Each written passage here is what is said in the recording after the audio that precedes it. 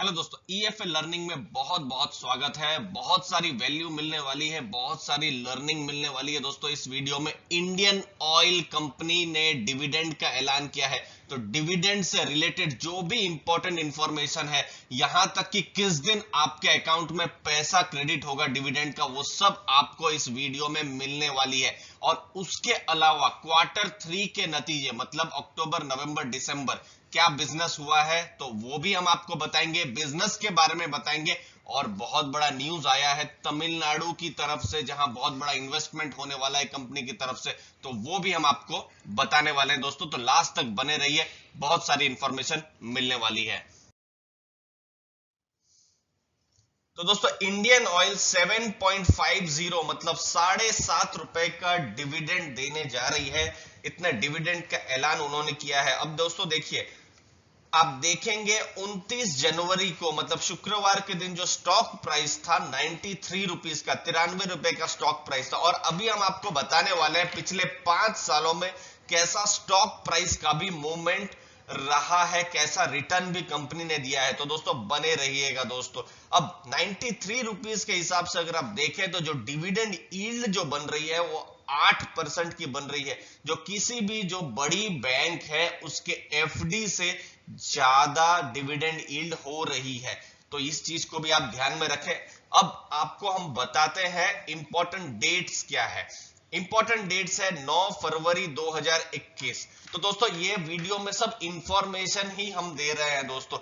Investment या खरीदना या बेचना, यहाँ पर कोई, यहाँ पर हम एडवाइस नहीं दे रहे हैं दोस्तों। उसके लिए आपको खुद की रिसर्च करनी है, अपने एडवाइजर से पूछना है। अब देखिए 9 फरवरी 2021 एक्स डिविडेंड डेट है। फिर से इसका मतलब मैं समझा दूं, अगर डिविडेंड में आपको इंटरेस्ट है तो 9 फरवरी से पहले, जी हाँ 9 फरवरी से पहले आपको स्टॉक खरीदना है। तो वो चीज को आपको ध्यान में रखना है। रिकॉर्ड डेट कंपनी के जो बुक्स है उसमें रहेगी फरवरी 10 की, और डिविडेंड क्रेडिट भी आपके अकाउंट में हो जाएगा। देखिए कंपनी ने कहा है ऑन और बिफोर February 28, मतलब फरवरी खत्म होते होते आपके अकाउंट में जो इंडियन ऑयल का जो डिविडेंड है वो भी आ जाएगा। तो दोस्तों ये बहुत ही इंपॉर्टेंट इंफॉर्मेशन है। आपके फ्रेंड्स या आपके रिलेटिव्स या आपके घर में जो एल्डर्स है उनके पास हो सकता है इंडियन ऑयल का शेयर हो, तो ये जो इंफॉर्मेशन है उनके साथ जरूर शेयर कीजिए, क्योंकि बहुत बड़ा डिविडेंड भी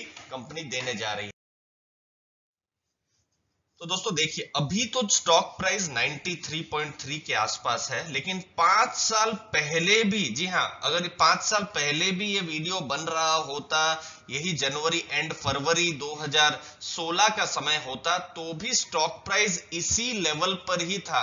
तो जिन्होंने इस स्टॉक प्राइस में खरीदा है 5 साल पहले, तो उनको तो अच्छी खासी डिविडेंड तो मिल रही है। लेकिन ऐसे भी बहुत सारे इन्वेस्टर है। ये देखिए 2017 में, यहां पर देखिए स्टॉक प्राइस 220 तक भी पहुंचा हुआ है। मई जून का महीना 2017, बुल मार्केट जब थी 2017 में, जब मिड कैप स्मॉल कैप चल रहे थे।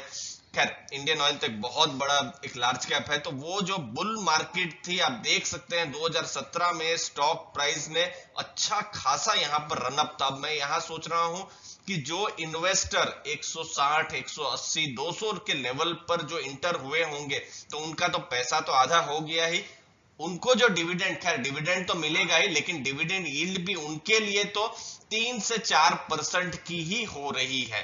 तो उनके लिए शायद बहुत अच्छी डील नहीं होगी, क्योंकि पैसा तो उनका बना ही नहीं है। अब देखिए बिल्कुल स्टॉक नीचे गिरा है, और चूंकि ये तेल का जो ऑयल मार्केटिंग कंपनी है, और हमने देखा है पीएसयू कंपनीज, गवर्नमेंट कंपनीज का पिछले कुछ सालों से परफॉर्मेंस अच्छा नहीं है। चाहे वो आप एनटीपीसी देख लीजिए या कोल इंडिया देख लीजिए, परफॉर्मेंस अच्छा नहीं। आज भी वैल्यू जोन में ये सब कंपनीज है, लेकिन रिटर्न अच्छा नहीं दे पा रही है। तो ये चीज को भी एज एन इन्वेस्टर आपको देखना होगा। लेकिन 5 साल हो गए हैं, 0% रिटर्न है। तो क्या कुछ आगे हो सकता है या नहीं हो सकता है, वो हम जब रिजल्ट की चर्चा करेंगे तो हमको आपको और कुछ डेटा समझ में आएंगे। अब दोस्तों आपको बिजनेस का स्क्रीनशॉट दिखा देते हैं, उसके बाद Q3 के नतीजों पर आपको बताएंगे। देखिए सेल्स ग्रोथ 10 सालों में 7% का हुआ है, मतलब डबल हुआ है, ऐसा आप समझ सकते हैं। अब प्रॉफिट ग्रोथ हुआ ही नहीं है, इनफैक्ट प्रॉफिट तो कम हुआ है। अब उसकी वजह से स्टॉक प्राइस भी देखिए 10 साल में 2% रिटर्न है। 5 साल का डेटा हमने थोड़ी देर पहले ही देखा, 5 साल में रिटर्न वहीं का वहीं है। अब सेल्स ग्रोथ भी देखिए 5 सालों में 2% है। प्रॉफिट ग्रोथ 5 सालों में 19% यहां पर हुआ है, लेकिन कंसिस्टेंसी कहीं नहीं है। देखिए 3 सालों में फिर से नेगेटिव प्रॉफिट ग्रोथ होता है, सेल्स ग्रोथ यहां पर पॉजिटिव हो जाता है, लेकिन स्टॉक प्राइस ये नीचे का नीचे ही रहता है। रिटर्न ऑन इक्विटी आप देखें तो यहां कॉन्सिस्टेंट है। तो एक चीज जो समझ में आ रही है, जो रिटर्न जो है बहुत ही कंसिस्टेंट नहीं है। और दोस्तों इसके लिए कंपनी के भी ऐसा हम नहीं कह सकते, कंपनी का भी क्योंकि कंपनी का बिजनेस मॉडल ही ऐसा है, क्योंकि ऑयल है, तेल के भाव जो है ऊपर नीचे होते रहते हैं, तो उसके लिए उनको भी फर्क पड़ता है। तो ऐसी कंपनीज में जहां पर आप इन्वेस्ट कर रहे हैं, ऑयल कंपनीज में या मेटल कंपनीज में, तो साइकिल समझना ज्यादा जरूरी हो जाता है। सही एंट्री और सही एग्जिट बहुत ज्यादा जरूरी हो जाता है, और वही चीज हम अपने जो चैनल है कोशिश करते रहते हैं साइकिल्स ढूंढने के लिए। और कुछ नहीं तो बड़े बड़े जो निवेशक हैं, म्यूचुअल फंड्स हैं, जो साइकिल्स को जानते हैं, तो उनको भी आप फॉलो कर सकते हैं दोस्तों। तो ये चीज को आप हमेशा ध्यान रखें। साइक्लिकल कंपनीज में या जो तेल की कंपनीज है, इसमें कुछ रिस्क तो होते ही हैं।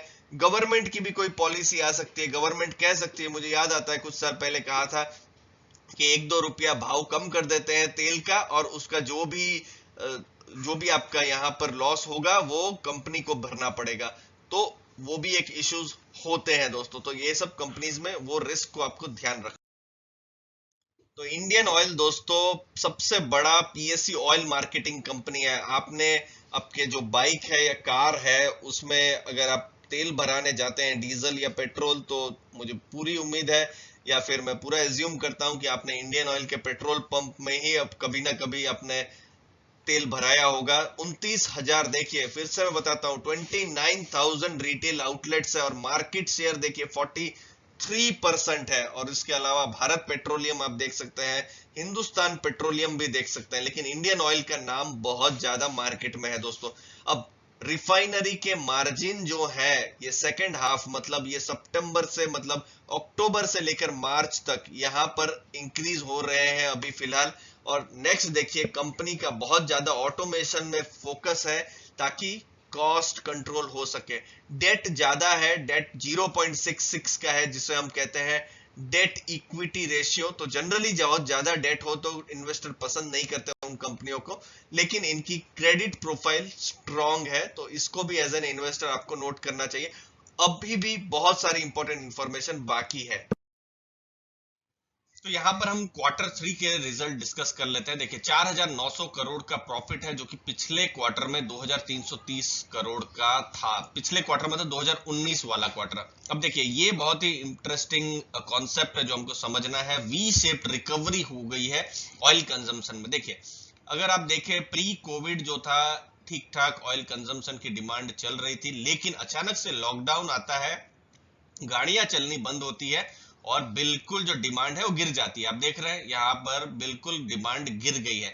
लेकिन फिर से थोड़ा सा यहाँ पर हम देखते हैं कि मार्केट खुलने लग जाती है, और उसके बाद गाड़ियां भी चलने लग जाती है, और डिमांड में रिकवरी आ जाती है।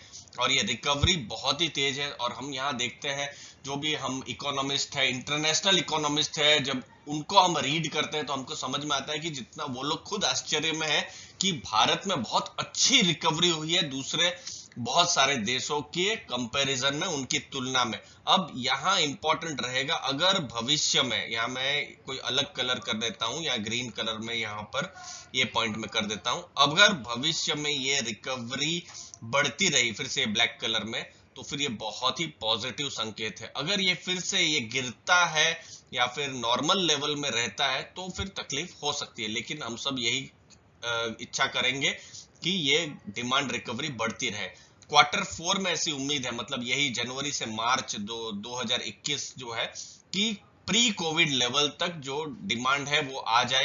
रेवेन्यू 1% राइज हुआ है, रिफाइनिंग का मार्जिन जो है थोड़ा सा कम हुआ है। रेवेन्यू लगभग 1.5 लाख करोड़ के आसपास है। अब कंपनी ने बहुत बड़ा एक न्यूज भी दिया है तमिलनाडु से, जिससे कि एक ऑप्टिमिज्म आता है कि भविष्य में तेल की डिमांड के ऊपर। ये चीज बहुत ही इंपॉर्टेंट है समझना। तो दोस्तों हम लोग डिस्कशन करते रहते हैं कि भविष्य में फ्यूल की क्या डिमांड रहेगी। अब तो इलेक्ट्रिक कार्स भी आने लग गई है, तो भविष्य में कौन सा फ्यूल रहेगा। अब जो फ्यूल है भविष्य में, हम सोलार की बात करते हैं, अब तो इलेक्ट्रिक कार्स भी आ गई है जो ग्रीन एनर्जी पर चलती है। लेकिन यहाँ पर इंडियन ऑयल ने एक फैसला लिया है जिससे समझ में आता है कि तेल की जो डिमांड है बहुत जल्दी बंद या खत्म नहीं होने वाली है। देखिए, नागपट्टनम तमिलनाडु में एक जगह है, वहां पर इंडियन ऑयल और चेन्नई पेट्रोलियम ये दोनों मिलकर प्रोजेक्ट बनाने जा रही है। ग्रीनफील्ड प्रोजेक्ट है, 30,000 करोड़ से ज्यादा का यहाँ पर वो इन्वेस्टमेंट करने वाले हैं। किस चीज के लिए? यहाँ पर ऑयल के लिए। यहाँ पर बहुत ही इंपॉर्टेंट है, प्रोडक्ट जो रहेंगे डीजल और ऑयल, इस डीजल या पेट्रोल, मतलब हमको ऐसा एक हिंट जा रहा है इंडियन ऑयल की तरफ से कि जो बिजनेस है ऑयल का इतने जल्दी खत्म नहीं होने वाला है। कंपनी खुद 4 साल ये प्रोजेक्ट पर काम करेगी, नया ग्रीनफील्ड प्रोजेक्ट पर ये जो काम कर रही है। तो इसका मतलब है भविष्य कम से कम वो 15-20 सालों के लिए तो कम से कम तेल की जो डिमांड है वो देख पा रही है। तो इसको समझना देखना बहुत जरूरी रहेगा। पेट्रोकेमिकल पर कंपनी पॉजिटिव है, डीजल और पेट्रोल के तो प्रोडक्ट वहां पर प्रोसेस होंगे ही, और ये जो नई कंपनी है उसमें इंडियन ऑयल, चेन्नई पेट्रोलियम का भी स्टेक रहेगा और बाहर से भी इन्वेस्टर्स आएंगे। तो ये एक इंपॉर्टेंट इंफॉर्मेशन है जिस पर हमारी आपकी नजर होगी दोस्तों। उम्मीद है वीडियो में आपको लर्निंग हुई होगी। आपने अपना समय दिया उसके लिए बहुत बहुत धन्यवाद।